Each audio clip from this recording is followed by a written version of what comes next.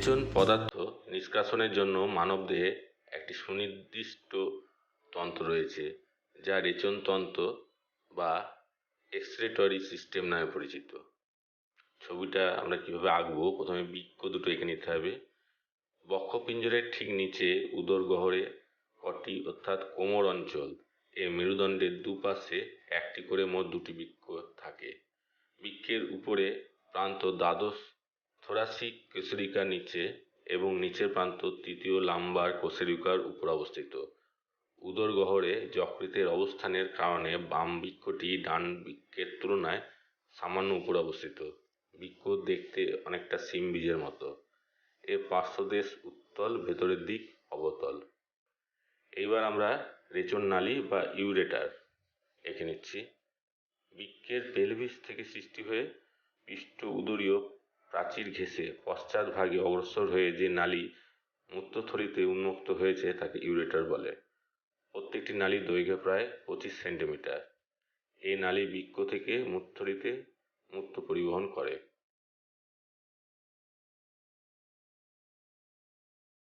এবার আমরা dorsal iota এঁকে নিচ্ছি। রেনাল শিরা, রেনাল ধমনী এগুলো একটু মোটা হয়ে গেছে বৃক্কের তুলনায়, যেহেতু গ্যাপটা বেশি হয়ে গেছে।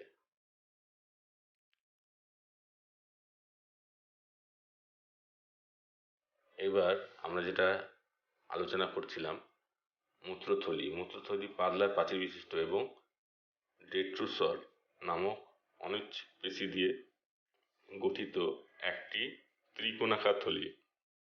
এটি সংকোচন প্রসারণ ক্ষম। মূত্রথলি 700 থেকে 750 মিলিলিটার মূত্র ধারণ করতে পারে। আর তারপরে মূত্রনালী। পুরুষের মূত্রথলির পশ্চাৎ প্রান্ত থেকে মূত্রনালী উৎপন্ন হয়ে লিঙ্গের মধ্য দিয়ে শেষ পর্যন্ত একটি ছিদ্রের মাধ্যমে বাইরে উন্মুক্ত হয়। প্রাপ্তবয়স্ক পুরুষের এই নালীর দৈর্ঘ্য 18 থেকে 19 সেন্টিমিটার। নারীদের দেহে মূত্রনালী একটি পৃথক ছিদ্রের মাধ্যমে দেহের বাইরে উন্মুক্ত হয় এবং এর দৈর্ঘ্য মাত্র 3.5 থেকে 4 সেন্টিমিটার। এবার আমরা প্রত্যেকটা অংশকে চিহ্নিত করার জন্য যে দাগগুলো টানছি সেগুলো স্কেল দিয়ে করে নিতে হবে, তাও দেখতে ভাল লাগে।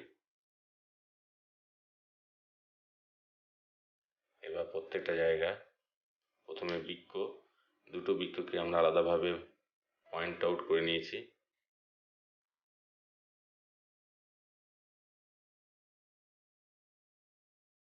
ডরসাল অ্যাওটা,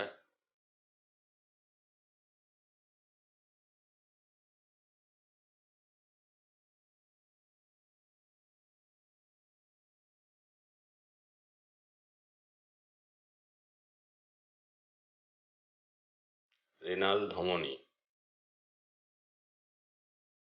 রেনাল শিরা,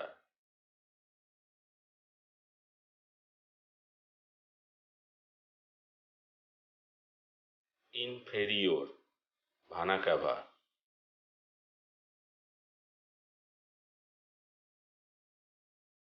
ক্যামেরা পুরোটা ক্যাপচার করতে পারিনি, একটু বাদ হয়ে গেছে।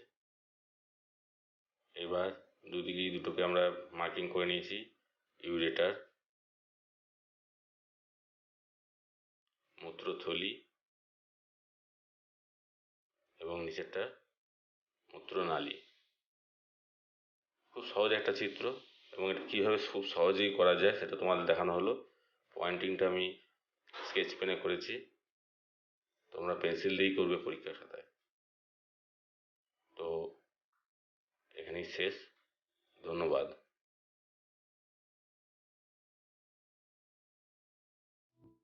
Hello, thank you for watching my video. Hope you enjoy it, and if you like my video, please subscribe my channel.